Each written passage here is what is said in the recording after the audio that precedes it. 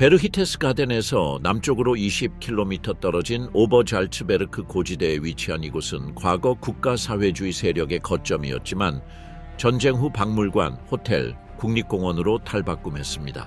이글스 네스트는 보존되어 현재는 레스토랑 겸 전망대로 운영되며 역사와 알프스의 절경이 어우러진 관광 경험을 제공합니다.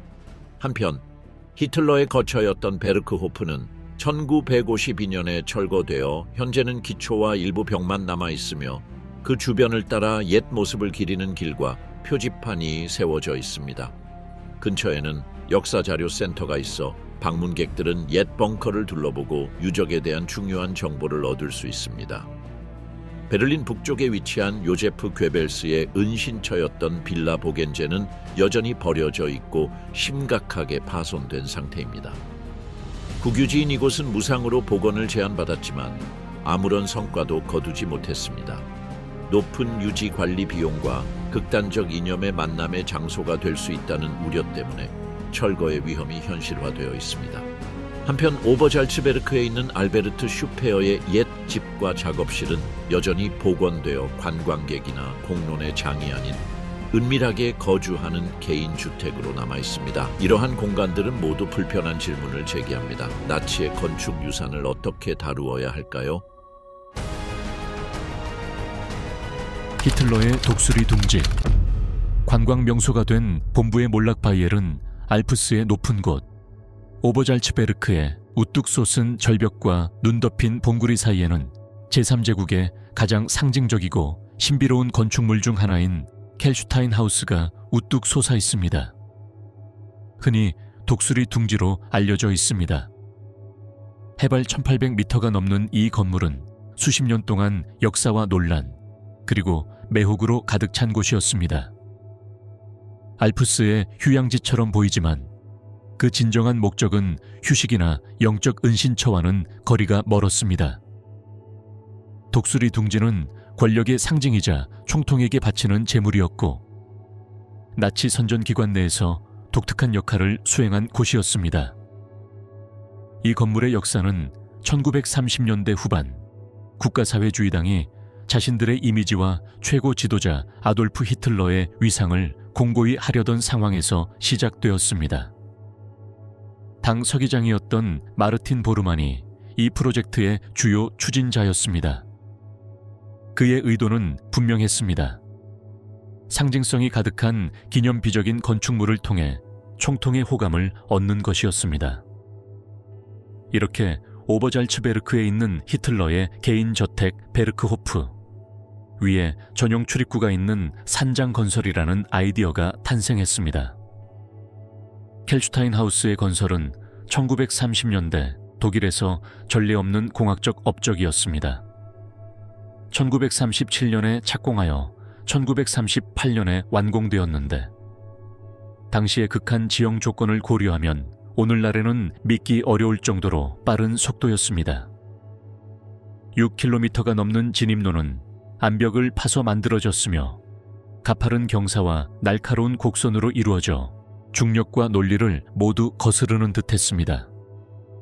정상에 도달하기 위해 산 내부에서 발굴된 124m 높이의 수직 엘리베이터도 설계되었는데 오늘날에도 이곳을 찾는 사람들에게 깊은 인상을 남깁니다. 사용된 자재는 화강감, 붉은 대리석, 고급 목재, 그리고 장식적인 디테일에 사용된 연철 등 최고급 자재였습니다. 메인홀에서는 남부 독일과 북부 오스트리아의 대부분을 아우르는 탁 트인 전망을 감상할 수 있어 자연의 장엄함과 절제된 사치가 조화를 이루는 분위기를 자아냈습니다. 하지만 이 모든 장엄함에도 불구하고 히틀러는 이곳을 거의 방문하지 않았습니다. 1939년 4월 20일 50번째 생일 선물로 공식 개관했지만 히틀러가 이곳을 방문한 횟수는 12번 정도에 불과했다고 합니다.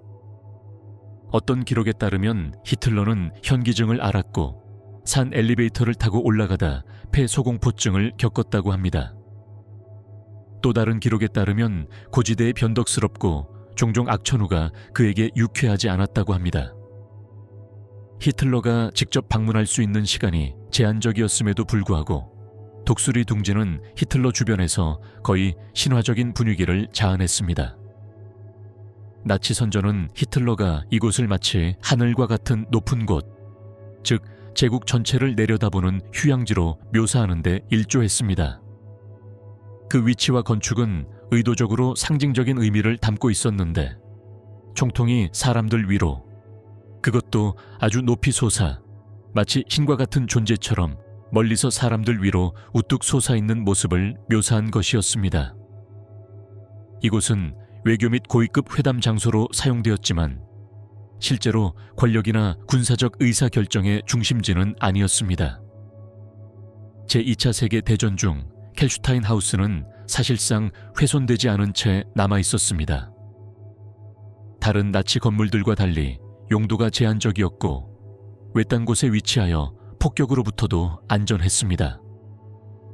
오버잘츠베르크의 진정한 권력의 중심지는 언덕 아래쪽에 있는 베르크호프였는데 히틀러는 이곳에서 측근들과 오랜 시간을 보냈습니다.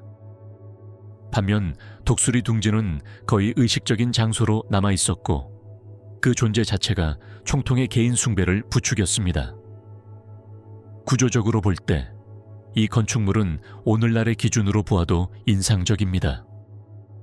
엘리베이터로 이어지는 대리석 계단, 윤이 나는 황동으로 마감된 엘리베이터, 메인 다이닝룸의 아치형 천장, 그리고 조각된 돌 벽난로는 정밀함과 노력을 증명합니다. 3,000명이 넘는 인부들이 위험한 환경에서 붕괴, 눈, 극한의 추위를 무릅쓰고 건설에 참여한 것으로 추정됩니다. 건설 과정에서 여러 명이 목숨을 잃었지만 이러한 사망은 정권에 의해 공식적으로 기록되거나 추모되지 않았습니다. 켈슈타인 하우스는 단순한 건축적 상징이 아니었습니다. 전쟁 말 미군이 나치 요새를 향해 진격하기 시작하면서 연합군 선전의 전략적 요충지가 되었습니다. 히틀러의 산성이라는 이미지 때문에 군사적 가치가 아닌 상징적 의미 때문에 켈슈타인 하우스는 탐나는 표적이 되었습니다. 히틀러는 거의 방문하지 않았지만 이 건물은 결국 히틀러 정권을 가장 잘 보여주는 상징 중 하나가 되었습니다. 역설적이게도 세계 지배를 꿈꾸던 히틀러에게 바치는 개인적인 선물로 건립되었지만 결국 진정한 작전 기지라기보다는 산속의 유물에 불과했습니다. 어떤 면에서 이 건물의 역사는 제3제국의 역사 그 자체입니다. 과도하고 야심적이며 상징주의로 가득 차 있었지만 결국 실질적인 무용지물로 전락했습니다. 1945년 봄 전쟁이 막바지에 이르자 연합군은 이미 독일을 향해 꾸준히 진격하고 있었습니다. 나치 지도부가 당시까지 비교적 안전하다고 여겼던 독일 남부 지역이 우선적인 목표가 되기 시작했습니다. 히틀러의 권력을 상징하는 주거지, 벙커, 그리고 상징적인 건물들이 있는 오버잘츠베르크는 군사적 가치보다는 상징성 때문에 전략적 목표로 선정되었습니다. 켈슈타인 하우스는 비록 지휘소는 아니었지만 나치 이념 체계에서 가장 상징적인 건물 중 하나였습니다. 연합군이 직면한 문제는 그곳을 점령하느냐 마느냐가 아니라 언제, 어떻게 점령하느냐였습니다. 1945년 4월 말 히틀러가 베를린의 총통 벙커에서 미 제3보 병사단과 제101공 수사단을 주축으로 한 연합군이 오버잘츠베르크 수용소로 접근하기 시작했습니다.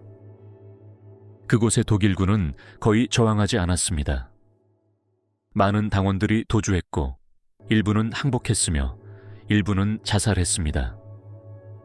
1945년 5월 4일 미군은 오버잘츠베르크를 점령하고 얼마 지나지 않아 켈슈타인 하우스를 장악했습니다.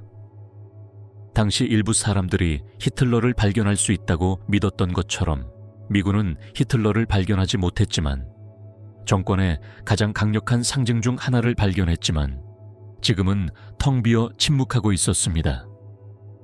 며칠 전 영국 왕립공군의 공습으로 일부가 파괴된 베르크호프와는 달리 켈슈타인 하우스는 거의 온전한 상태로 발견되었습니다. 견고한 석조 건축물, 외딴 위치, 그리고 제한된 전략적 가치 덕분에 다른 정권 건물들과 같은 운명을 면할 수 있었습니다.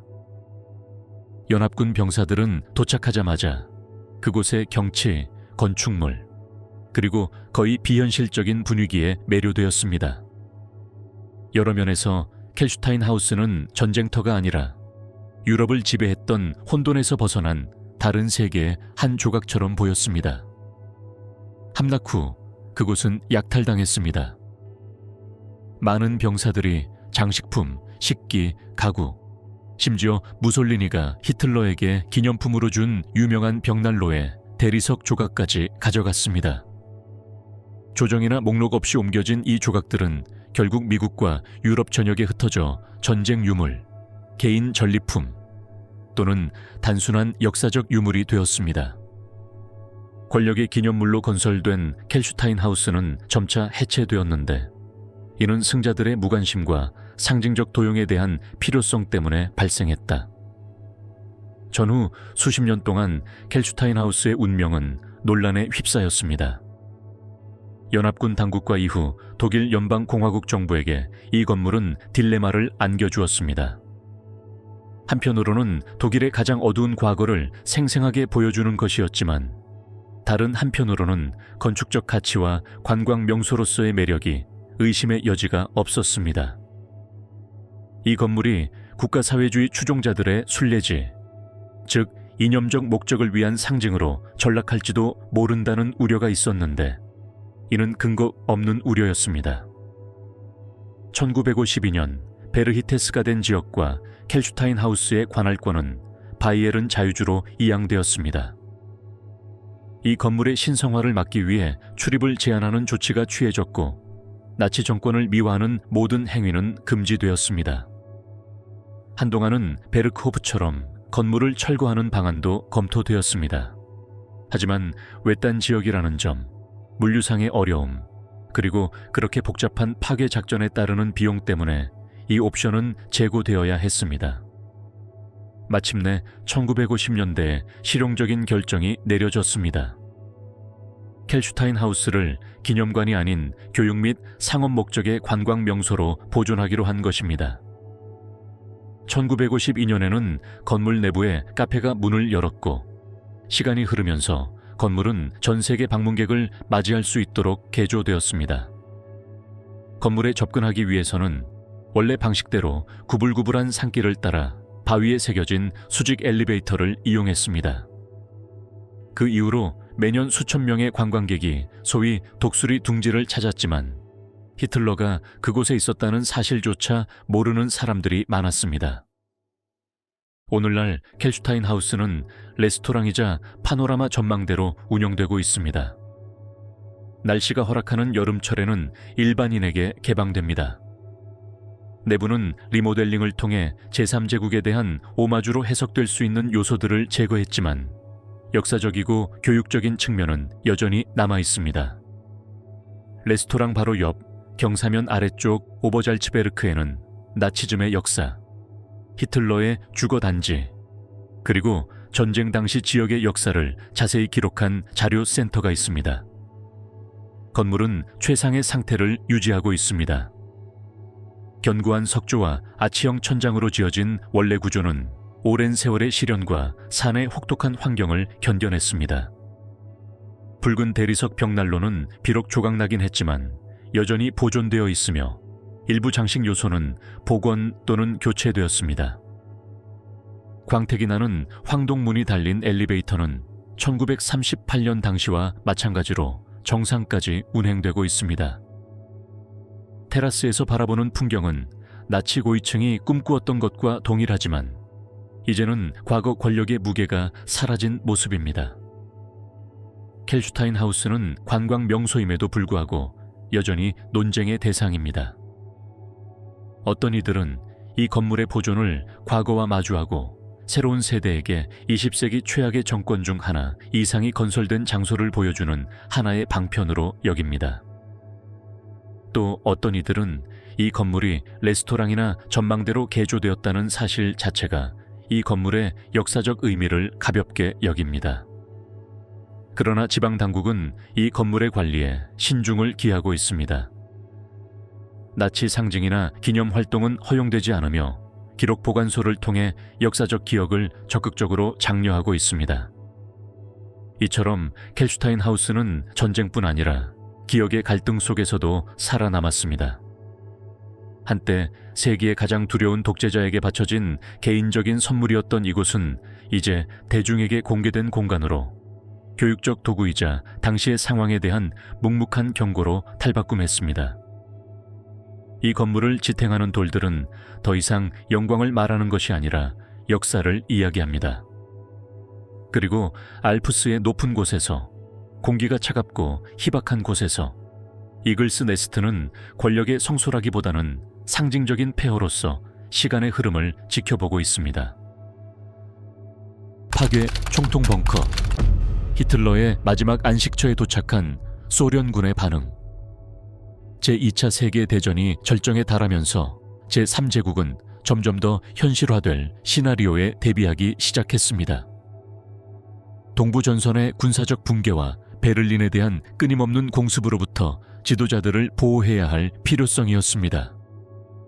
바로 이러한 상황에서 20세기 역사상 가장 불길한 장소 중 하나인 악명 높은 총통 벙커, 즉 히틀러의 마지막 무덤이 탄생했습니다. 히틀러, 베를린 비렐름 슈트라세 윌헬름스트라세에 있는 제국 수상관저 정원 지하 약 11m 깊이에 위치한 이 벙커는 원래 1936년 고위정부 관료들을 위한 지하 방공호 시스템의 일부로 건설되었습니다. 그러나 1943년 연합군의 베를린 폭격이 강화되면서 대대적인 확장 공사가 시작되었습니다. 이 벙커의 목표는 포위 공격을 견뎌내고 총통과 그의 측근들이 비상시 지하에서 작전을 수행할 수 있도록 하는 지하 요새로 탈바꿈하는 것이었습니다. 건설은 호흐티프 회사가 맡았고 1944년 엄격한 친위대 감독해 완공되었습니다. 이 벙커는 두 개의 주요 구역으로 나뉘었습니다. 1936년에 건설된 얕고 사전 벙커를 뜻하는 포어 벙커, 모어 벙커와 더 깊고 방어력이 뛰어난 총통 벙커, 퓨러 벙커가 그것입니다. 후자는 4m가 넘는 두께의 철근 콘크리트 벽으로 둘러싸인 좁은 공간 전체에 18개의 방이 분산되어 있었습니다. 이 건물에는 환기 시스템, 독립적인 전기 공급 시설, 우물, 난방 시스템, 그리고 고위 사령부와 다른 정부 기관과 직접 연락할 수 있는 전화 교환국이 갖춰져 있었습니다. 총통 벙커는 엄격한 기능적 기준을 따랐지만 단순한 피난처가 아니었습니다. 방에는 카펫, 사무용 가구, 그리고 편안한 시설이 설치되어 지하에서도 업무와 리더십의 분위기를 재현하고자 했습니다. 가장 눈에 띄는 방 중 하나는 히틀러의 개인 침실이었는데 그는 사무실 옆에 위치하여 생의 마지막 날까지 이곳에서 명령을 내렸습니다. 참모 회의실, 주방, 비서실 여러 곳, 그리고 에바 브라운을 위한 방도 마련되었습니다. 히틀러는 1945년 1월 16일 총통 벙커로 옮겼습니다. 당시 군사 상황은 이미 절망적이었습니다. 붉은 군대는 동쪽에서 거침없이 진격해왔고 연합군은 서쪽에서 진격해왔습니다. 베를린은 포위되었고 매일 폭격이 이어졌습니다. 히틀러는 벙커 깊숙한 곳에서 통제력을 유지하려 했습니다. 그는 장교들을 만나 불가능한 명령을 내리고 더 이상 병력을 동원할 수 없는 지휘관들을 질책했습니다. 그 분위기는 점점 더 억압적이 되었는데 이는 그 장소의 물리적 조건 때문만은 아니었지만 그곳에 있던 사람들을 사로잡은 심리적 긴장감 때문이기도 했습니다. 1945년 2월과 4월 사이 총통 벙커는 나치 정권 잔당의 진원지가 되었습니다. 외부 현실을 의식하지 않는 지하의 밀폐된 공간이었던 이곳은 전쟁의 흐름에 더 이상 영향을 미치지 않는 결정들이 내려지는 곳이었습니다.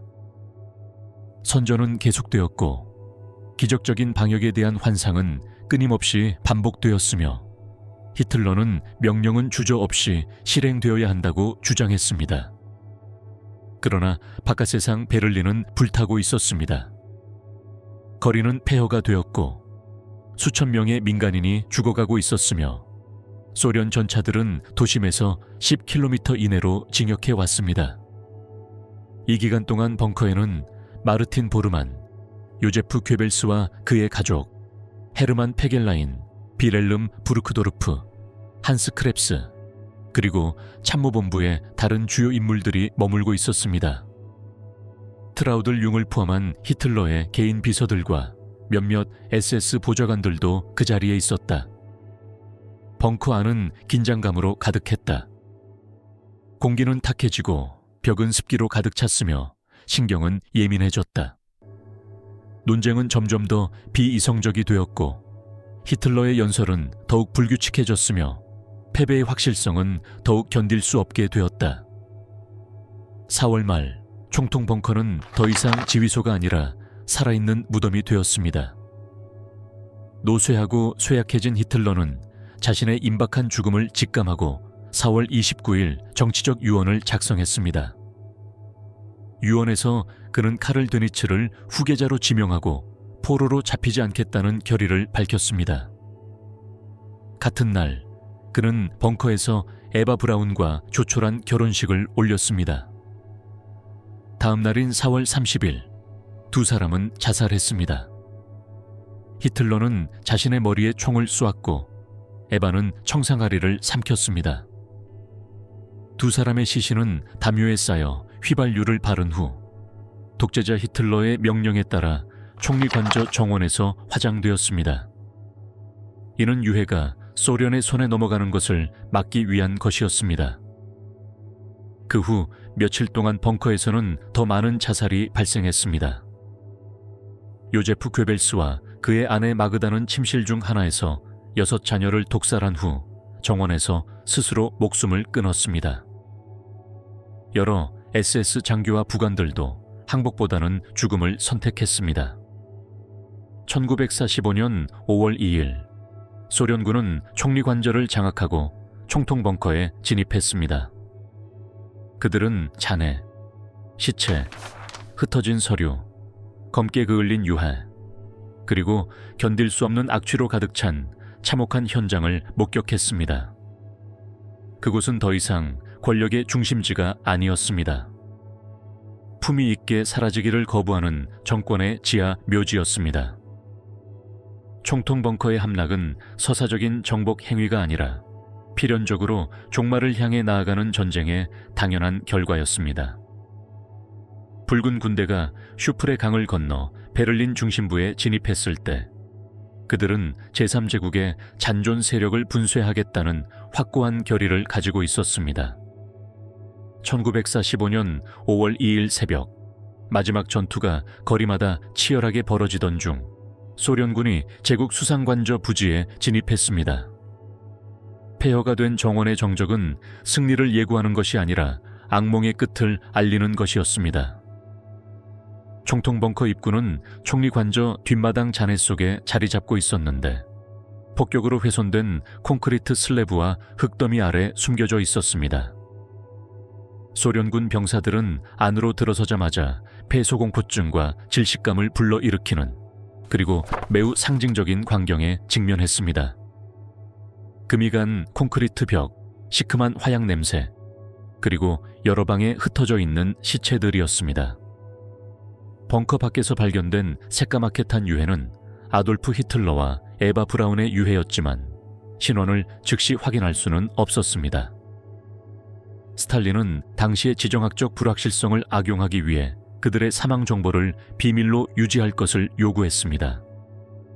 이후 소련군은 벙커를 면밀히 조사했고 문서, 개인 소지품, 보고서, 유해를 모스크바로 옮겨 분석했습니다.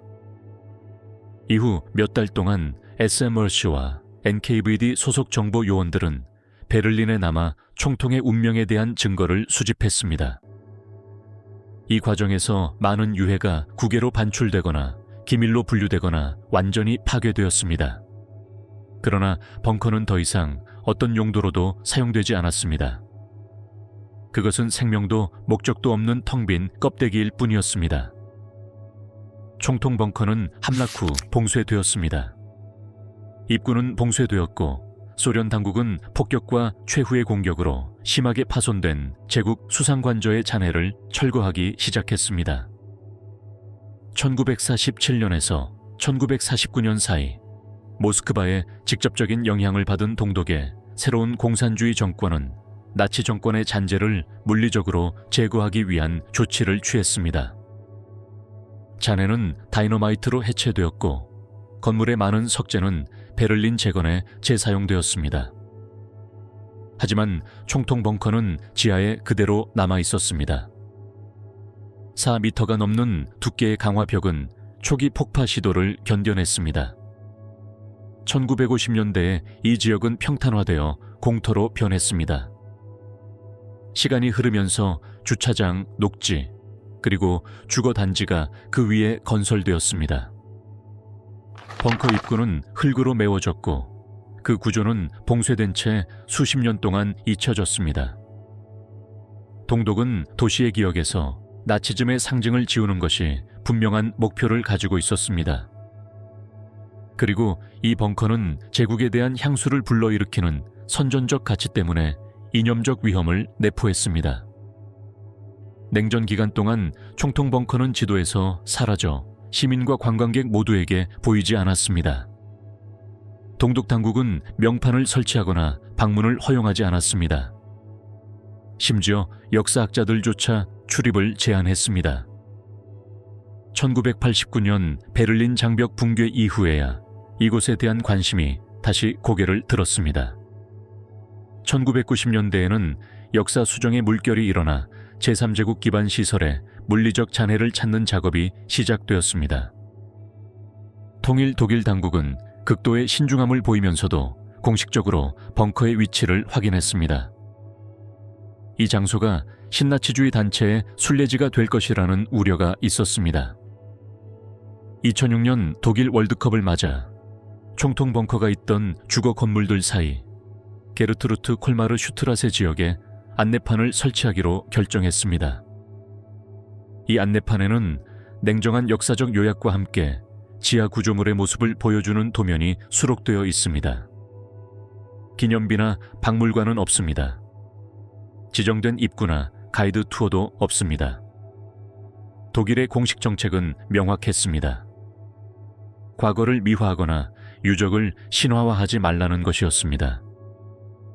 오늘날 총통 벙커 유적지 아래는 따분하고 일상적인 공간입니다. 주차된 차량이나 근처 어린이 놀이터는 벙커 아래에 2000년 가장 중요한 경기장 중 하나가 있었다는 사실을 전혀 알려주지 않습니다. 부분적으로 파괴되고 무너졌지만 구조물은 여전히 대부분 남아 있습니다.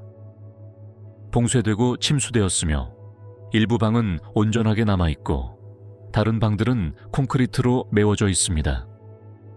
원래 건물의 약 30%는 접근이 불가능하지만 남아있는 것으로 추정됩니다. 총통 벙커 박물관을 재건축하거나 개조하지 않기로 한 결정은 학계와 문화계에서 논쟁의 대상이 되어 왔습니다. 어떤 이들은 이곳을 참혹함의 증거로 보존해야 한다고 주장하는 반면 어떤 이들은 이곳을 예배 장소로 만들 위험성을 강조합니다. 독일은 역사를 인정하되 그것을 구경거리로 만들지 않는 중도 노선을 택했습니다.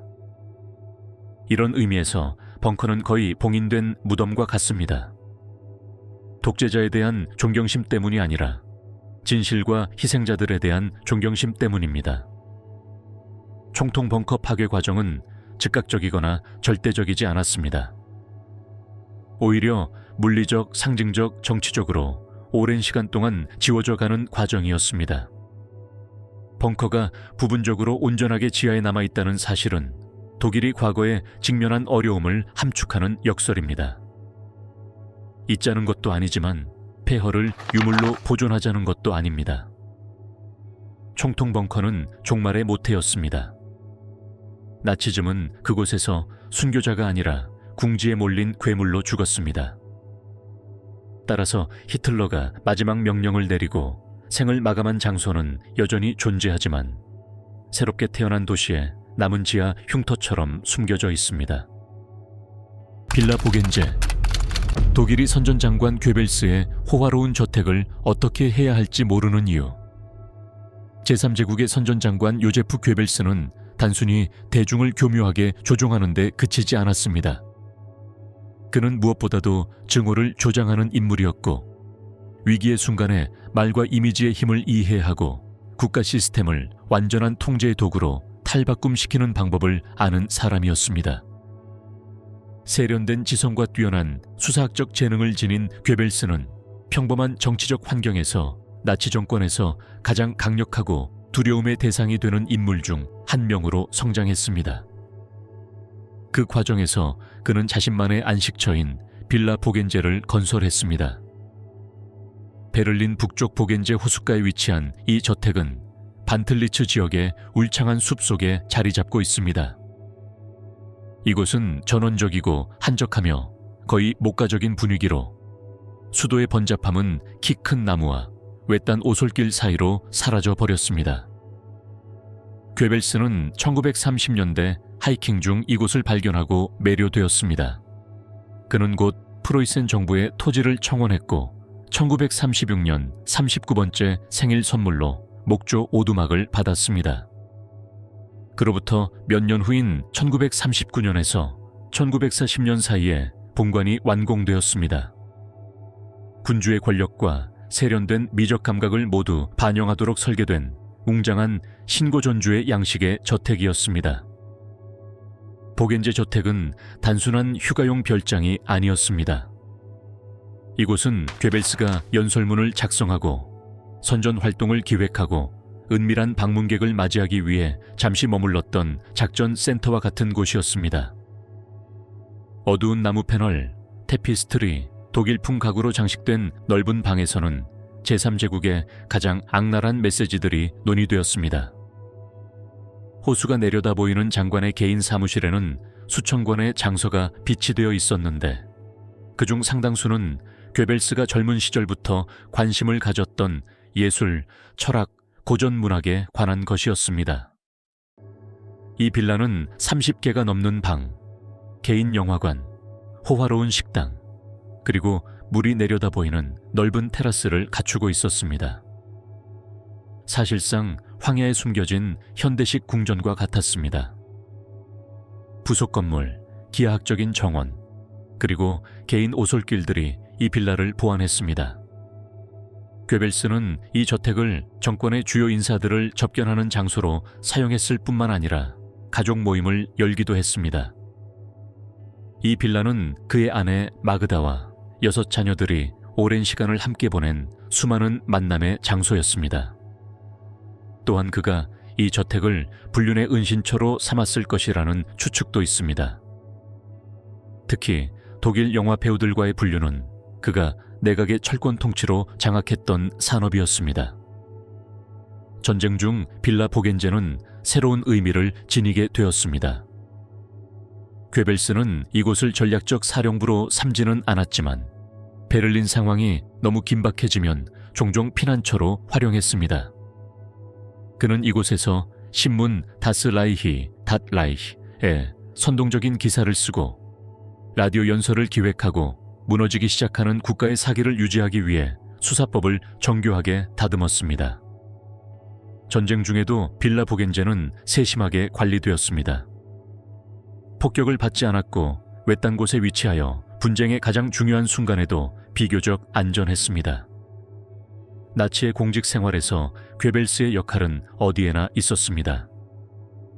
카리스마 넘치는 연설가이자 극심한 반유대주의의 주창자였으며 수정의 밤 조직의 핵심 인물이었던 그는 정권의 범죄에 대한 막중한 책임을 져야 했습니다.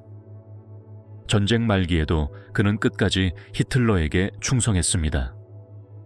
그는 1945년 4월 가족과 함께 총통 벙커로 이주했고 히틀러가 자살한 후 그곳에서 자신의 아이들을 독살한 후 마그다와 함께 스스로 목숨을 끊었습니다.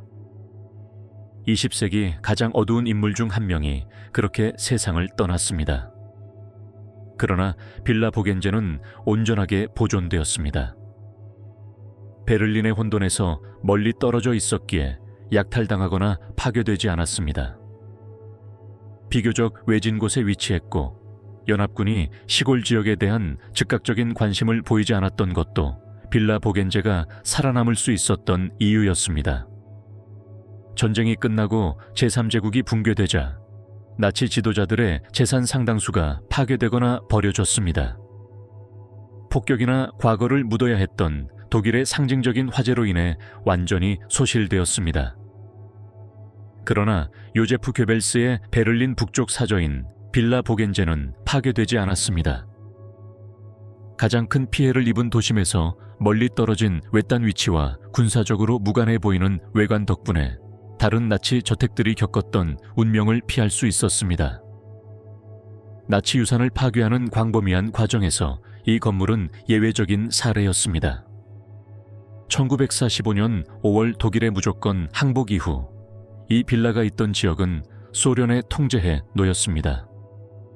베를린과 그 주변을 점령한 소련군은 보겐제가 온전하고 가구가 비치되어 있으며 기능적이고 여전히 호화로운 곳임을 확인했습니다. 그러나 그들은 보겐제를 완전히 약탈하지는 않았습니다. 즉시 약탈당한 히틀러의 베르크호프와는 달리 괴벨스의 집은 소련군에게 자신들의 목적에 유용한 공간으로 여겨졌습니다. 이렇게 하여 이 저택의 새로운 시대가 시작되었습니다. 나치 권력의 상징이 새로운 공산주의 정권의 도구로 변모한 것입니다. 1950년대 초, 당시 모스크바의 위성국이었던 동독은 빌라 보겐제를 공식적으로 수용했습니다. 이 빌라는 사회통일당 산하 청년 조직인 자유독일 청년당으로 이관되었습니다. 아이러니하게도 괴벨스가 전체주의의 도구를 완성했던 이 장소는 새로운 세대의 공산주의 간부들을 양성하는 곳으로 용도가 변경되었습니다.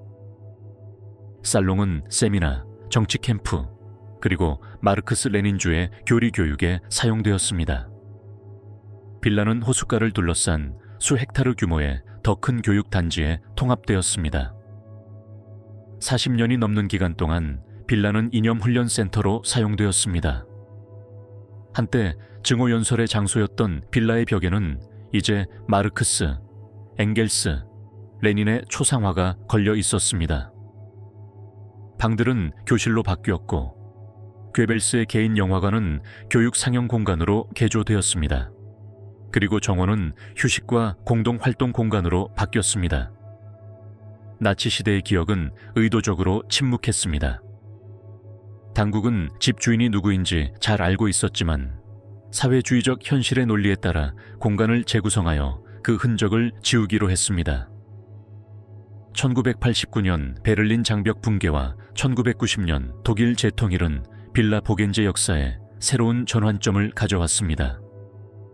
동독의 붕괴는 또한 국가기관으로서의 자유민주당 FDJ의 해체와 많은 시설의 점진적인 폐쇄를 의미했습니다. 그때까지 양호한 상태로 유지되었던 빌라는 폐쇄되고 비어있는 상태로 방치되었습니다. 이후 자원 부족과 명확한 활용 계획의 부재로 인해 빌라는 서서히 훼손되기 시작했습니다. 다른 유적지들과 달리 보겐제의 과거는 새롭게 통일된 독일 당국에 큰 문제를 야기했습니다. 1990년대에는 이 부지의 용도 변경을 위한 다양한 제안이 나왔습니다. 나치즘과 공산주의 기념관으로 전환하자는 제안도 있었고 예술공간이나 중립적인 교육센터로 전환하자는 제안도 있었습니다. 그러나 대부분의 프로젝트는 자금 부족, 행정 분쟁 또는 제3제국 향수를 불러일으키는 순례지로 전락할 수 있다는 우려로 무산되었습니다. 현재 이 부지가 속한 베를린 주정부는 반복적으로 이 부지를 매각하거나 임대하겠다는 의사를 표명했지만 성과가 없었습니다. 21세기 초 빌라 보겐제, 빌라 보겐스에는 각종 보도, 언론의 조사, 그리고 공개 토론의 대상이 되었습니다. 잘 보존된 건축 양식, 16헥타르가 넘는 숲과 건물들의 규모, 그리고 논란의 여지가 있는 기원은 이 빌라를 역사적으로 희귀한 곳으로 만듭니다. 독일 영토에 사실상 온전하게 남아있는 나치 고위 지도자의 건물 중 유일한 곳입니다. 베르크호프, 벨코프, 괴링의 저택, 힘러나 보르만의 저택은 현재 남아있지 않습니다. 이러한 사실은 빌라 보존과 관련하여 윤리적, 정치적 딜레마를 야기합니다. 그러나 2012년 이후 빌라는 일반인에게 공개되지 않고 있지만 지역 역사학자나 민간 재단이 주최하는 가이드 투어를 통해 가끔씩 방문이 허용됩니다. 일부 방에는 나치 시대 가구가 그대로 남아있고 다른 공간은 비어있거나 부분적으로 복원되었습니다.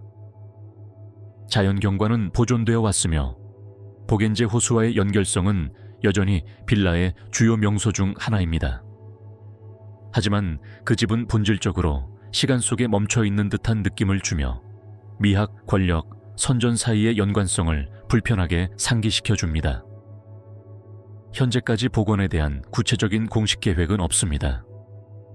베를린시는 문화 또는 교육 목적으로 이 부지를 사용하고자 하는 민간 투자자들을 모집했지만 부지의 명성, 상징적 의미, 그리고 법적 요건 때문에 누구도 이 프로젝트에 참여하지 못했습니다. 철거 가능성도 논의되었지만 유보적인 입장입니다. 미넨의 나치 문서 센터와 같은 모델을 따라 이념적 조작과 선전의 위험성을 기리는 기념관으로 탈바꿈하는 방안도 제시되었습니다. 그러나 어떤 프로젝트도 결실을 맺지 못했습니다. 현재 빌라 보겐제는 과거로 인해 너무 오염되어 논란 없이 재사용할 수는 없지만 너무 온전하고 가치가 있어 철거할 수는 없는 일종의 저주받은 보석과 같은 불확실한 상태에 놓여 있습니다. 이는 과거와 마주하기 위해 엄청난 노력을 기울였지만 가장 악명 높은 인물들의 물질적 흔적을 처리하는데 여전히 어려움을 겪고 있는 독일의 역사적 기억을 둘러싼 긴장감을 반영합니다. 반틀리츠 숲에서는 괴벨스의 그림자가 여전히 나무들 사이로 떠다니며 조용하지만 그 존재감을 드러냅니다.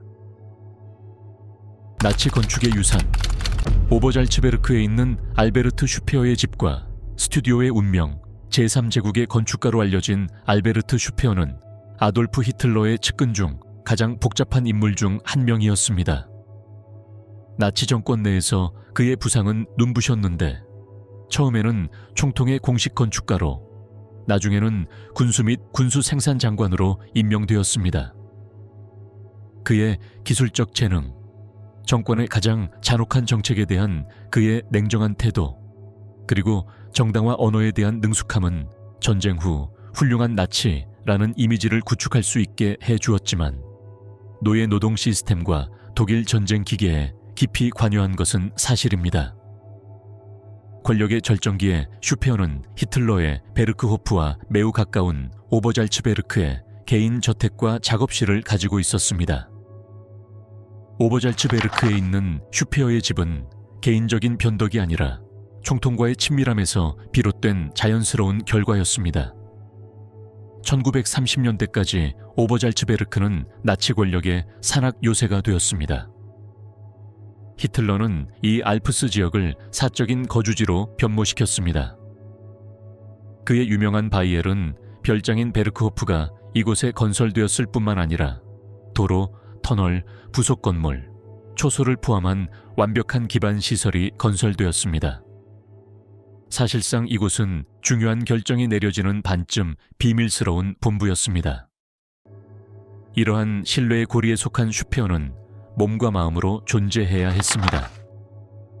알베르트 슈페어의 집은 그가 직접 장려했던 건축적 취향에 충실한 기능적이고 절제된 양식으로 지어졌습니다.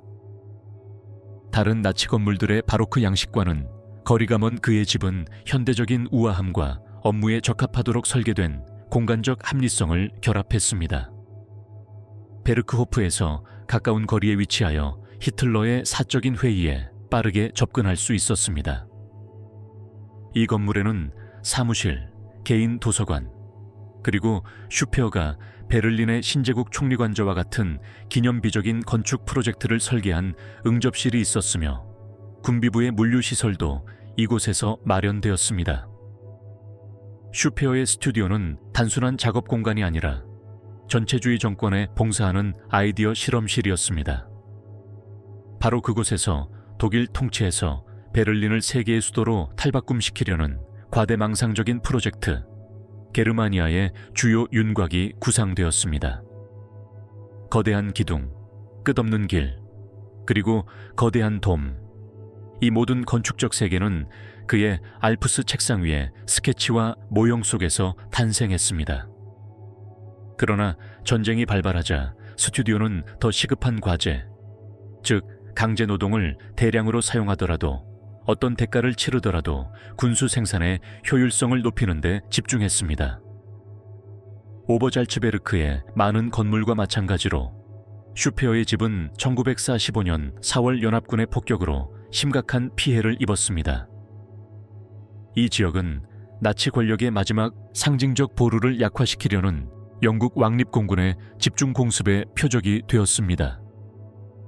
슈페어의 집은 완전히 파괴되지는 않았지만 항복 직후 사용할 수 없게 되어 버려졌습니다. 이 건물은 단지 내 다른 많은 건물과 마찬가지로 제3제국의 붕괴 이후 혼란스러운 시기에 군인과 민간인들에게 약탈당했습니다. 전쟁이 끝난 후 오버잘츠베르크 지역은 미군에 의해 점령되었습니다. 현재 부분적으로 폐허가 된 슈페어의 지분 조사, 수색 및 기록되었습니다. 그러나 히틀러와 직접 관련된 다른 건물들처럼 특별한 관심의 대상이 되지는 않았습니다. 이유는 분명했습니다. 슈페어는 나치 전쟁 기구의 주요 지도자 중 한 명이었음에도 불구하고 이념적이지 않고 기술 관료적인 이미지를 투사했습니다. 게다가 20년 징역형을 선고받은 뉘른베르크 재판에서 슈페어는 광신주의와 거리를 둔 회개한 사람으로 자신을 내세우는 데 성공했습니다. 수십 년에 걸쳐 오버잘츠베르크의 풍경은 변했습니다. 1950년대에 바이에른 당국은 미 육군과 함께 복합단지의 많은 폐허를 철거하여 너나치 숭배 장소가 되는 것을 막기로 결정했습니다. 많은 거주지가 다이너마이트로 폭파되거나 잔해로 전락했습니다. 반면 스피어의 집은 조용히 해체되었습니다. 잔해는 초목 아래에 묻히거나 흔적도 없이 치워졌습니다. 파괴 과정이 기록되고 사진으로 촬영된 베르크호프와는 달리 스피어의 집은 공식적인 행사나 대중의 관심 없이 해체되었습니다. 오늘날 그의 집의 정확한 위치는 역사 지도와 항공 사진을 통해 확인할 수 있지만 건물은 남아있지 않습니다. 이 땅은 지역의 자연 경관에 다시 통합되고 부분적으로 재조림되어 관광 및 교육 지역으로 탈바꿈했습니다. 1990년대 이후 바이에른 주정부는 오버잘츠베르크에서 적극적인 추모 정책을 추진해 왔습니다. 1999년에는 나치 정권이 이 지역을 어떻게 사용했는지와 관련된 범죄를 명확하게 기록한 문서센터인 오버잘츠베르크 문서센터 도큐멘테이션스 센트룸 오버살츠바크가 개관했습니다. 이 문서센터는 이전 오버잘츠베르크 단지 내 인근 언덕에 위치해 있지만 슈페어와 같은 고위층들의 집은 복원되거나 기념되지 않았습니다. 이는 권력의 건축이 아닌 역사에 초점을 맞추기 위한 의도적인 결정입니다.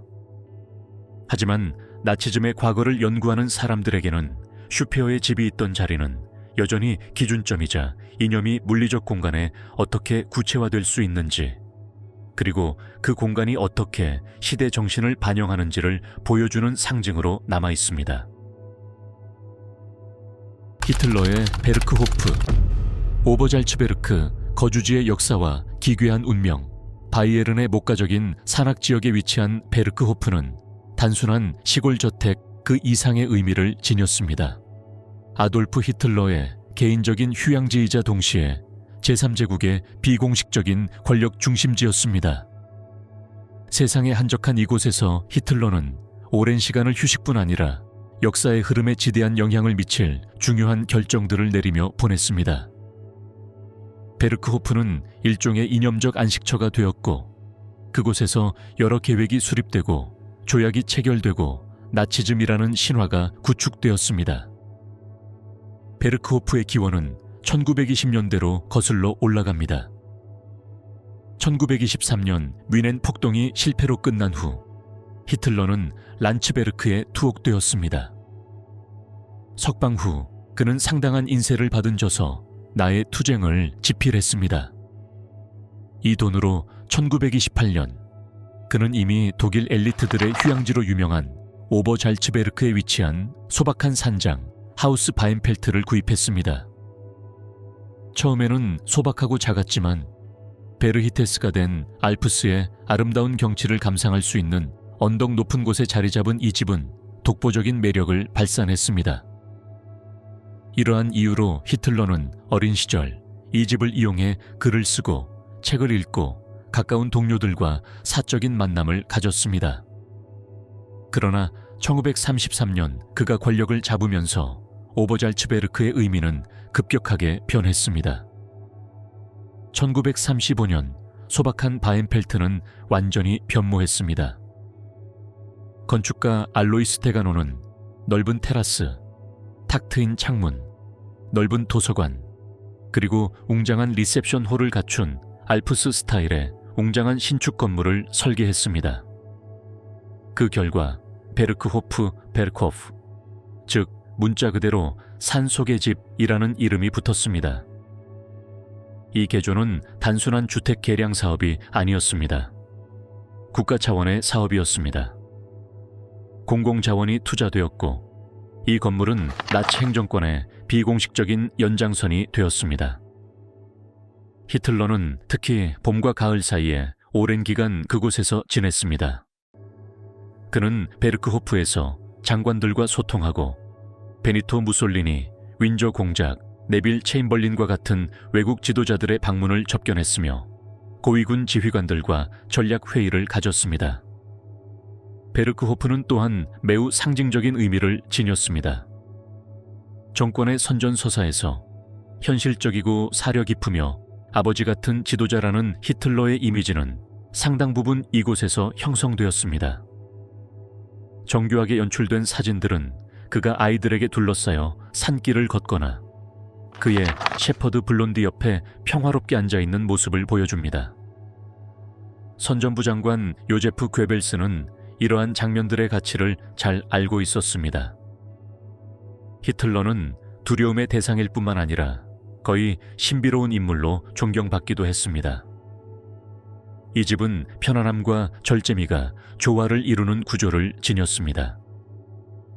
1층에는 벽난로가 있는 넓은 거실이 있었는데 초상화, 테피스트리, 그리고 호화롭지만 과시적이지 않은 가구들로 장식되어 있었습니다. 가장 유명한 특징 중 하나는 약 8m 너비의 파노라마 창문으로 기계적으로 낮춰 거실을 알프스 풍경으로 열 수 있었는데 이는 당시로서는 획기적인 기술이었습니다. 2층에는 히틀러와 에바 브라운의 침실과 시중드는 사람들, 그리고 경비원들을 위한 방이 있었습니다. 베르크호프는 특유의 평온한 분위기에도 불구하고 결코 무해한 곳은 아니었습니다. 제국의 영토 확장의 중요한 측면들이 이곳에서 감독되었습니다. 예를 들어 1938년 수데텔란트 위기 당시 히틀러는 영국 총리 네빌 체인벌린을 베르크호프에서 접견했습니다. 바로 이곳에서 뮌헨 협정의 조건이 논의되었고 그 결과 체코슬로바키아는 총 한 발도 쏘지 않고 독일에 할양되었습니다. 수년에 걸쳐 오버잘츠베르크는 나치 권력의 진정한 성체로 변모했습니다. 친위대는 엄격한 보안 경계선을 구축했고 마틴 보르만, 헤르만 괴링, 알베르트 슈페어 등 고위 관리들을 위해 터널, 방공호, 행정사무실, 그리고 관저가 건설되었습니다. 이 지역 전체에서 지역 주민들이 체계적으로 청소되었고 그중 많은 사람들이 보안 경계를 확장하기 위해 추방되거나 강제 수용되었습니다. 전쟁 중 히틀러는 동프로이센의 베르크호프와 울프스 레어를 오가며 지냈습니다. 전쟁에도 불구하고 그는 오버잘츠베르크에서 계속 시간을 보냈으며 특히 1939년에서 1414 사이에 그랬습니다. 그러나 군사 상황이 악화되면서 베르크호프에서의 그의 활동은 줄어들었습니다. 기록상 그의 마지막 방문은 1914년 7월 라스텐부르크에서 그의 암살 시도가 실패하기 직전이었습니다. 그 이후로 그는 거의 전적으로 베를린 벙커에 피신했습니다. 1945년 4월 25일 제3제국이 황혼역에 접어들면서 오버잘츠베르크 상공은 300대가 넘는 영국 공군 폭격기의 굉음으로 어두워졌습니다. 이 작전은 우연적이거나 상징적인 것이 아니었습니다. 목표는 알프스 산맥에 위치한 나치즘의 거점을 파괴하는 것이었습니다. 연이은 폭격은 아돌프 히틀러의 거주지인 베르크호프와 오버잘츠베르크의 나치 시설 전체에 정밀하게 투하되었습니다. 히틀러는 그곳에 없었음에도 불구하고 이 지역을 자신의 권력의 상징으로 만들었고 연합군은 그의 유산의 모든 흔적을 물리적, 정신적으로 완전히 없애고자 했습니다. 충격으로 베르크호프는 부분적으로 파괴되었습니다. 외관은 새까맣게 타버렸고 지붕은 무너졌으며 내부 공간의 상당수는 잔해로 변했습니다. 그러나 건물의 일부는 남아있었습니다. 폭격 후 1945년 5월 4일 제110 수사단 예하 제3보 병연대 소속 미군이 이 지역에 도착했습니다. 며칠 후 항복 조인이 예정되어 있었기에 유럽 전쟁은 아직 공식적으로 끝나지 않았지만 연합군 최고사령부는 상징적으로 중요한 나치 시설을 즉시 점거하고 싶어 했습니다. 그리고 베르크호프만큼 그런 곳은 거의 없었습니다. 미군 병사들이 수용소에 들어갔을 때 그곳은 황량했습니다. 많은 나치 지도자들은 이미 도망쳤고 건물들은 버려져 있었습니다. 그들이 발견한 것은 총통의 일상생활의 잔해와 잔해들이 뒤섞인 것이었습니다. 부분적으로 파괴된 가구, 나치 문양이 새겨진 식기, 사진, 문서, 군복, 와인병, 에바 브라운의 개인 소지품들, 그리고 얼어붙은 패배의 기운이 감돌았습니다. 전리품 중 일부는 증거물로, 일부는 전리품으로, 일부는 단순히 약탈당했습니다. 가장 흥미로운 발견 중 하나는 베르크호프와 오버잘츠베르크 단지의 다른 건물들뿐만 아니라 공습을 견딜 수 있도록 설계된 무기고 기록 보관소, 벙커와도 연결된 광범위한 지하 터널과 대피소 네트워크였습니다. 이러한 구조물들은 정권 말기에 얼마나 심각한 편집증을 겪었는지, 그리고 직접적인 침략조차 견뎌내기 위해 얼마나 치밀한 계획이 필요했는지를 보여주었습니다. 이러한 터널 중 다수는 나중에 봉쇄되거나 파괴되었지만 일부 조각은 오늘날에도 가이드 관광 코스의 일부로 방문할 수 있습니다.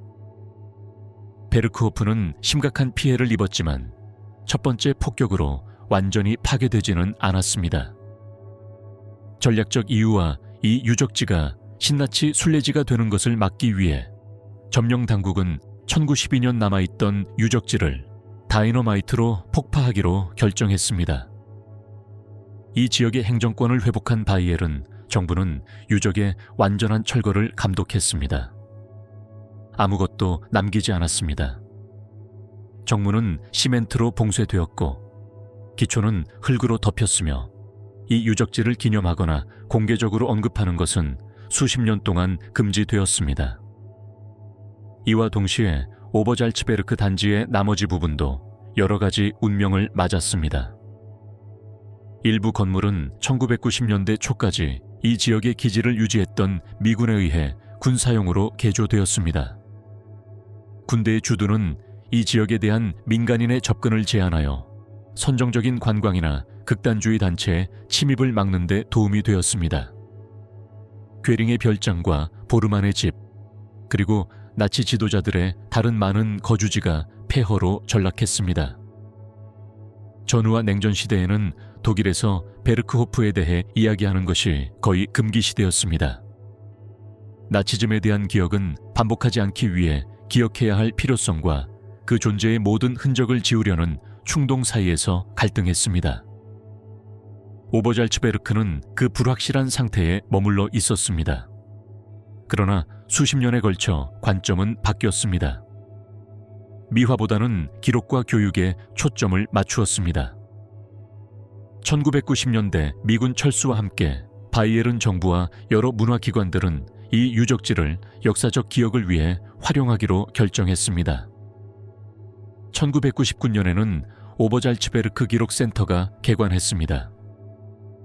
이 박물관 겸 교육시설은 나치즘의 역사뿐만 아니라 히틀러의 권력 강화에 이 지역이 담당했던 구체적인 역할을 보여줍니다. 이 전시회는 이전에 공개되지 않았던 베르크호프의 사진, 문서, 인터뷰, 디지털 복원 자료뿐 아니라 베르크호프의 파괴 과정을 설명하는 부분도 포함되어 있습니다. 오늘날 베르크호프가 있었던 정확한 위치는 더 이상 명판이나 표지판으로 표시되어 있지 않습니다.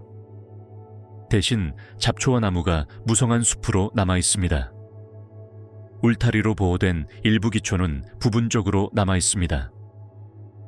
공식적인 정책은 어떤 종류의 숭배도 피하기 위해 이 장소를 기념비화하지 않는 것이었습니다.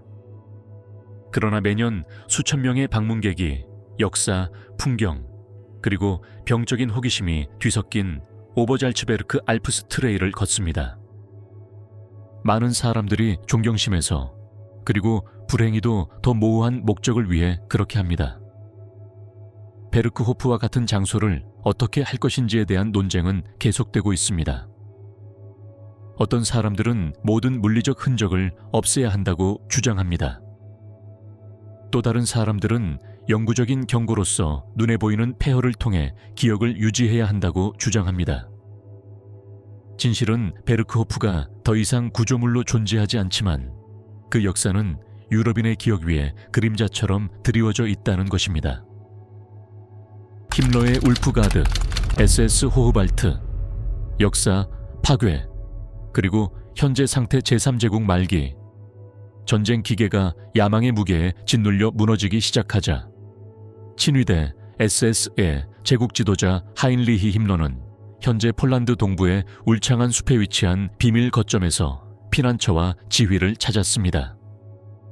바로 SS 호흐발트, 일명 늑대 근위대였습니다.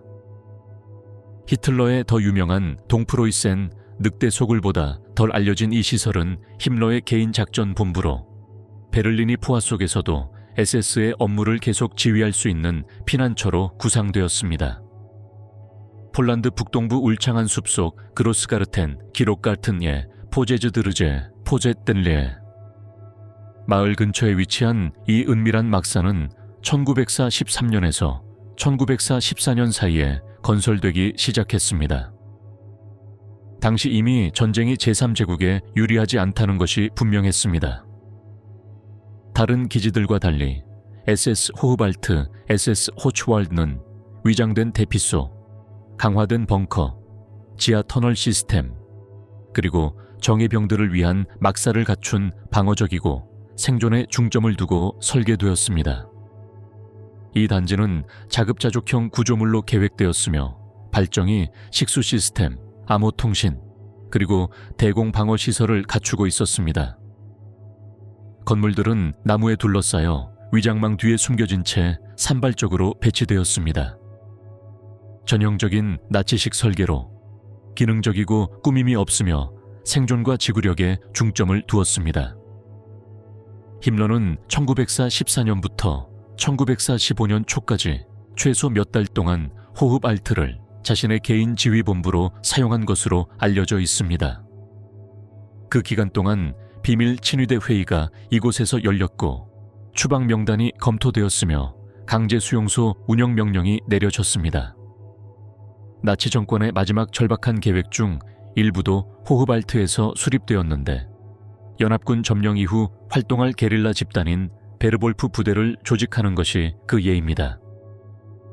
이 암울한 공간에서 힘러는 이념적 고립 속에 도피했고 전선의 현실은 필사적으로 패배를 향해 치닫고 있었습니다. 호흐발트의 붕괴는 제3제국의 다른 지역과 마찬가지로 갑작스러웠습니다. 1945년 1월 비스툴라 오데르 공세가 한창이었고 붉은 군대가 동쪽에서 끈질기게 진격해 오던 중 소련군은 마주리안 지역에 접근하고 있었습니다. 아직 수용소에 남아있던 SS 대원들은 모든 증거를 파기하고 대피하라는 명령을 받았습니다. 철수는 혼란스러웠습니다.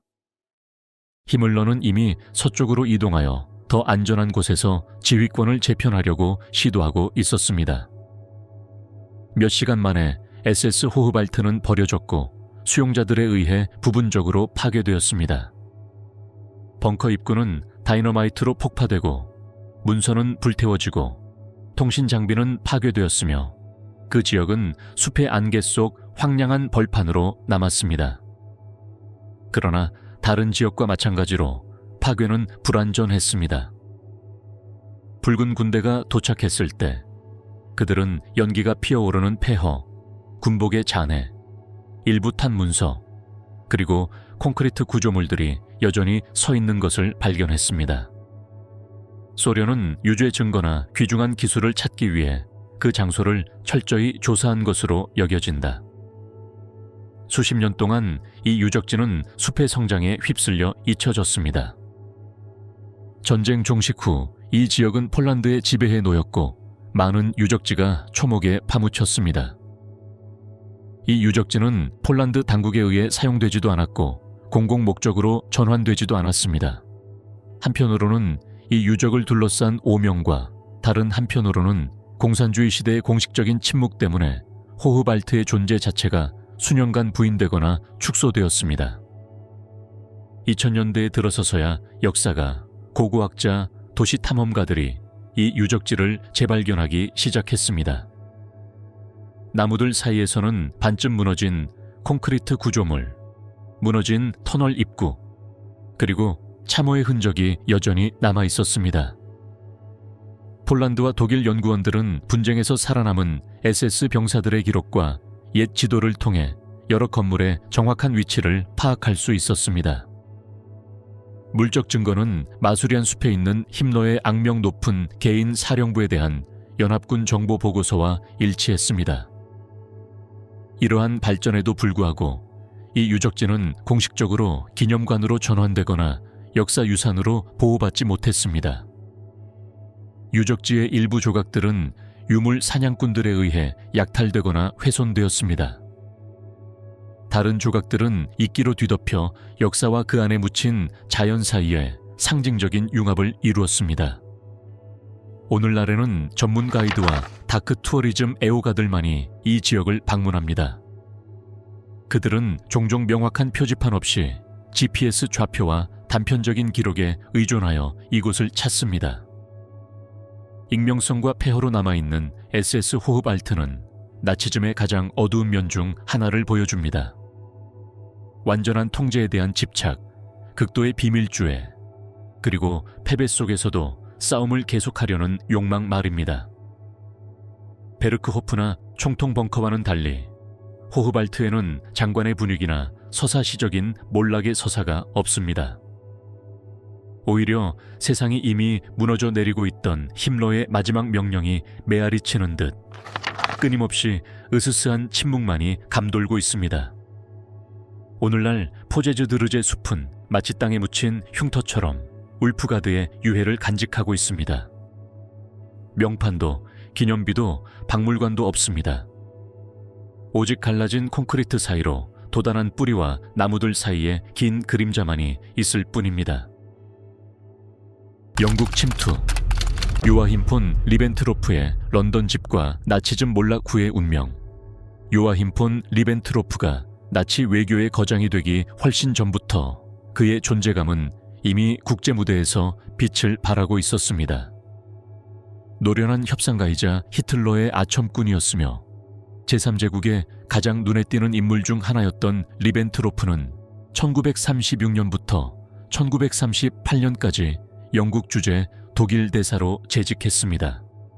그는 영국에 머무는 동안 거주지를 마련했는데 이 저택은 시간이 흐르면서 그의 야망과 유화 정책의 심각한 실패를 상징하는 곳이 되었습니다.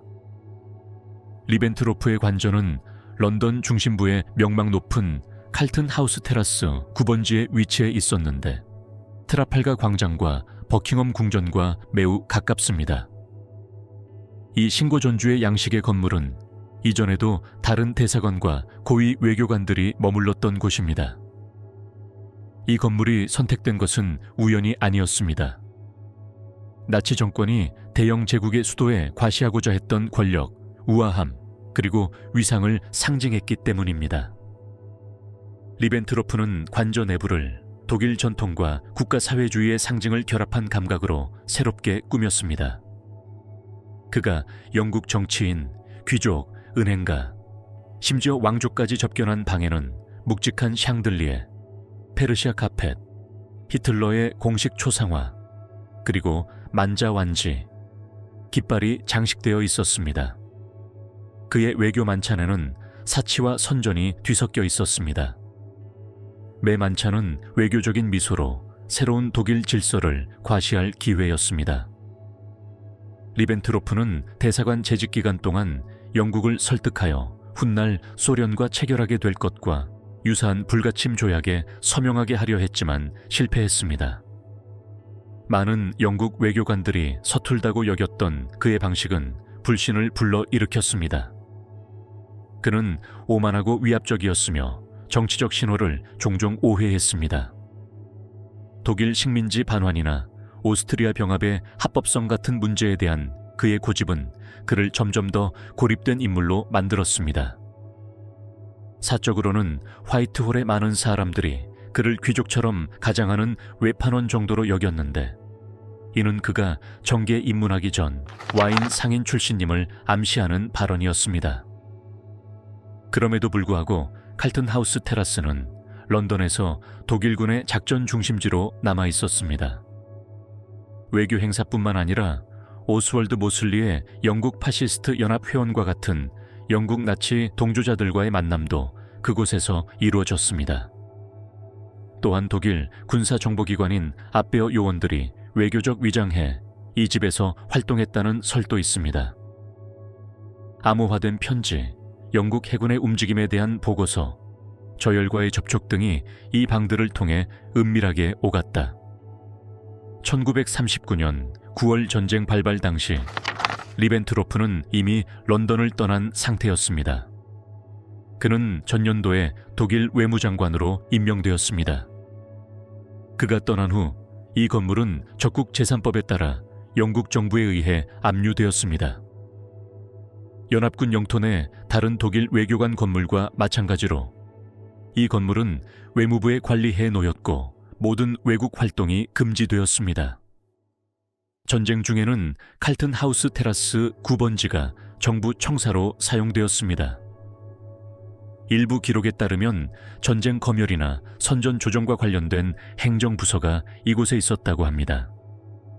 그러나 1939년에서 1945년 사이 이 건물의 구체적인 용도에 대한 공식 문서는 드물어 역사가들 사이에서 추측이 난무하고 있습니다.